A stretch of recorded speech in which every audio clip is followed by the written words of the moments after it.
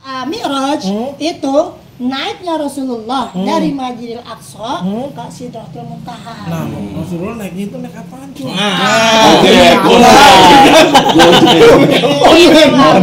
Allah ya kan? Ada disebutkan dalam sebuah kitab itu nama hewannya itu buruk. Oh, buruk. Kayak gimana hewannya cuy? Ini mirip kayak kedelai kong.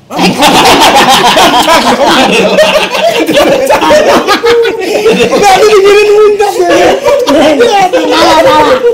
Kayak keledai. Oh, kalau itu mikir kedelai, bikin susu.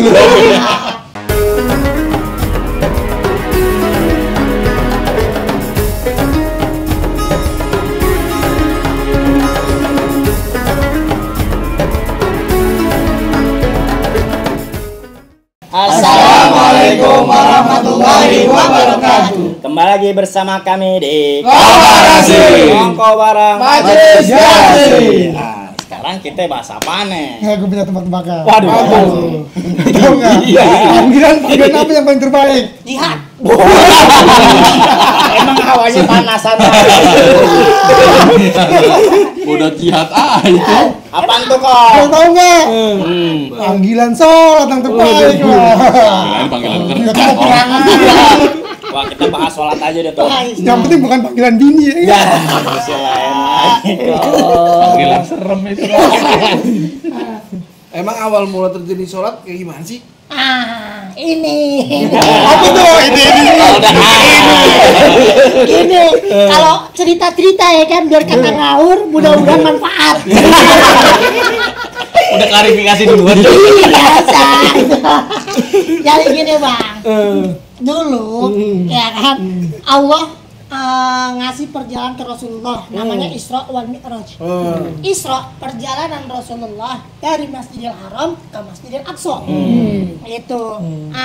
Dan Mi'raj itu naiknya Rasulullah dari Masjidil Aqsa ke Sidratul Muntaha. Nah, Rasulullah naiknya itu naik apaan cuy?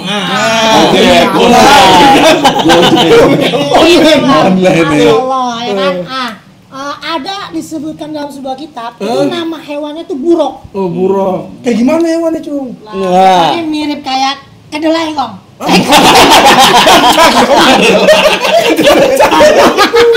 Enggak, ini digirin muntah ya.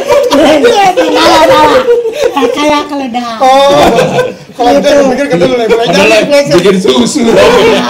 Kecepatannya luar biasa. Nah, ini hewan. berapa kilometer per jam tuh cuy? Aduh, mungkin nggak ada yang bisa ngukur kali. Pakai Pokoknya nos berarti. asal kita ngedip, nyampe. Kedelai.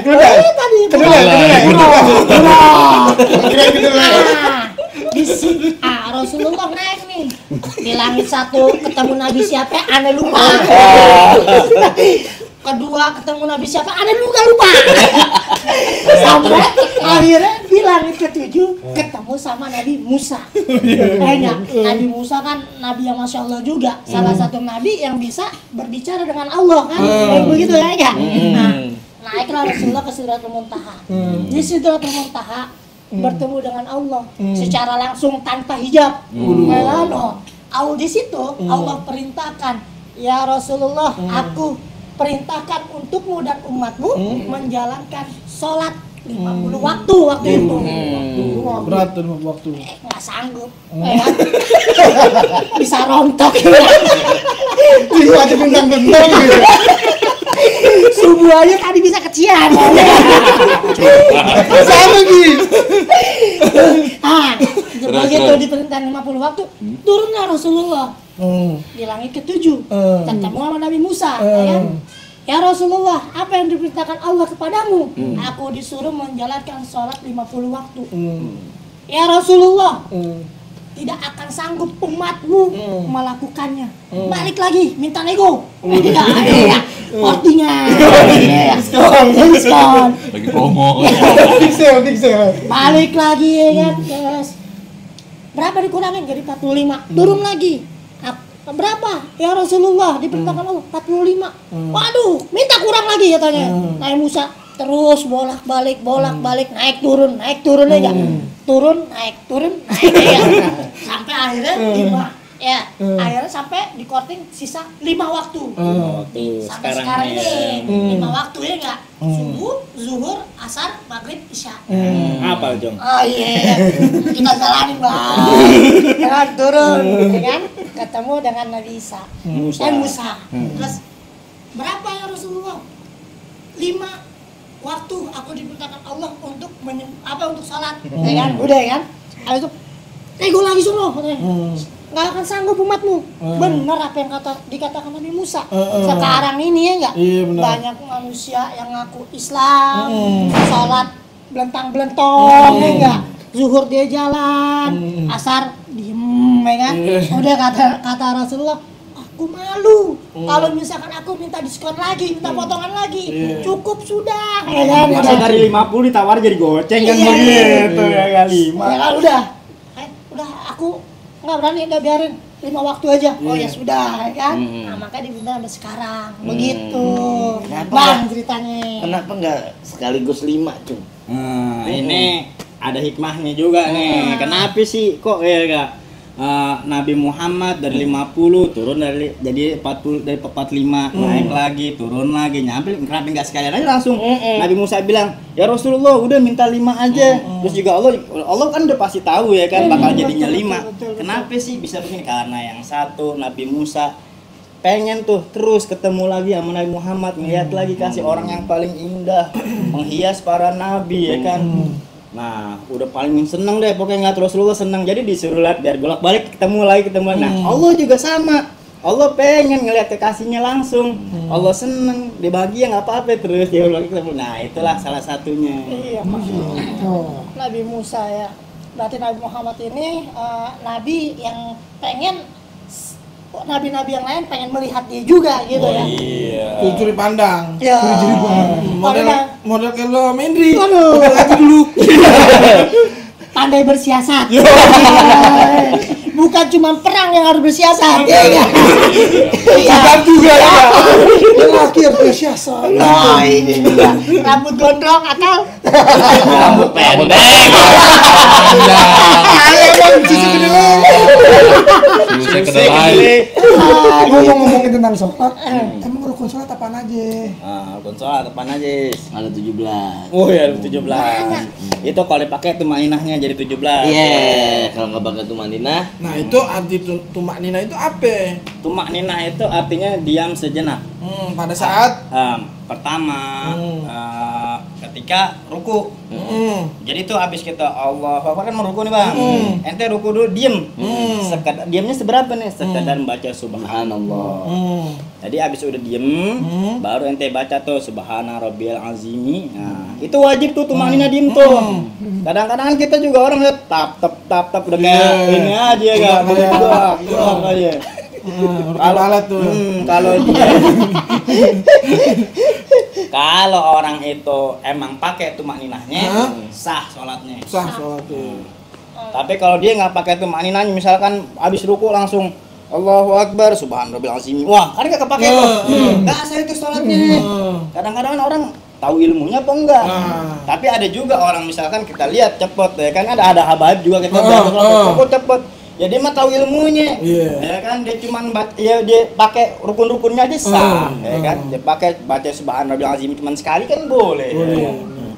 Begitu. terus di mana lagi posisi tumanina tuh Ki? Habis dari ruku, ya kan sami Allahu liman hamidah, ya kan? Tidak, sama tuh tumanina. Sujud. Sujud. Nah, tuh ada 3 tuh. Ya kan tumanina. Habis itu duduk di antara 2 sujud, ya enggak. Nah, itu juga 4. Udah. Pas atahiyat tuh enggak pakai tumanina. karena nggak mungkin cepet-cepet bacanya ya. Ya, pokoknya kan orang juga harus tahu di mana tempat-tempat tumaninahnya. Nggak di semua posisi berarti ya.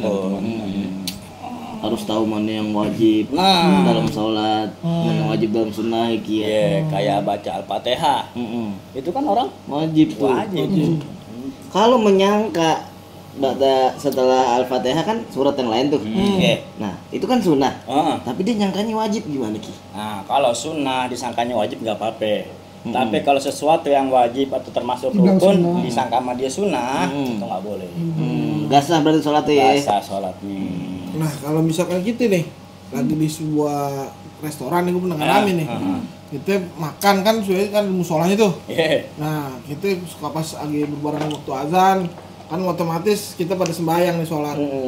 Nah, kadang-kadang kita kan nggak yakin tuh bacaannya bener apa enggak, apa dia dipakai untuk manina apa enggak. Nah, itu gimana sholat kita nanti tuh? Kalau seseorang yang bermakmum dengan hati yang ragu dengan imamnya, maka dia nggak sah sholatnya. Kalau ada keraguan ya, makanya kita nggak boleh ragu. Tapi kalau ente udah ragu, ya udah ente sholat sendiri aja. Namanya ente khawatir zaman sekarang banyak fitnahnya, orang kagak pada ngaji, ya kan? Belum tentu itu orang ya kan. Apa ya, pas lagi sholat wudunya bener, ya gak? Kita kan kalau dari sholat kan nggak cuma dari sholatnya aja, sholatnya udah bener. Lihat dulu sebelumnya wudunya udah bener belum? Udah dari wudunya, ceboknya udah bener belum? Kalau orang maaf kencing sekarang paling kadang jongkok, berdiri, udah kayak kuda ya Ki. Pegang tembok lagi begini. Kayak Superman begini. Ini goyang ya. Aduh. Tadi ada nyiprat di sini celana. Nah, itu udah meliputi itu kalau kita pensolat ya. Pakaiannya harus bersih dari najis, badannya juga. Kan kayak pernah gue temuin kan begitu. Sekarang gimana kita nggak ragu? Ya kan sholat maghrib, ya kan bacaan harus kenceng, masih takbir Allahu Akbar ya kan. Bismillahirrahmanirrahim. Alhamdulillahirabbil alamin. Wah, kita ngalamin apa dialamin. Aduh, itu bikin kita ragu, ya kan. Salah satunya saat jadi imam apa aja Bang Pais? Apaan Ki? Yang pertama ya kan yang paling afdol. Lihat nih. Paling cakep orangnya. Ya kan? Bersih itu ya. Bersih, ya kan? Yang kedua, fakih. Ya kan, mengetahui ilmunya tentang sholat, segala macam, dia lebih alim dari yang lainnya. Yang ketiga, ya kan, fasih juga lisannya, baca Al-Fatihah kayak tadi ente bilang ngalamin, kan kurang pas ya, bener gak? Yang bagus kan ngalamin, begitu. Itu kalau bisa. Terus yang lagi, misalkan lihat nih jemaahnya ya kan, wah ini anaknya 3, yang satu anaknya 1. Anaknya 3. Yang satu bininya 2. Yang bininya 2 ya iya. Kalau dua-duanya anaknya 3, bininya 2. Gua yang ganteng yang mana? Makanya ente berdua sama ente caca dong. Berarti kita kalau misalkan lagi di musola, ada dia yang kita ngalah. Karena dia anak 3. Sama nih. Mana? Yang pertama nggak masuk. Yang pertama nggak masuk. Udah lost dulu. Jadi lu udah nggak perlu lihat anak gua ada berapa, gua berapa. Yang lu lihat kulit udah.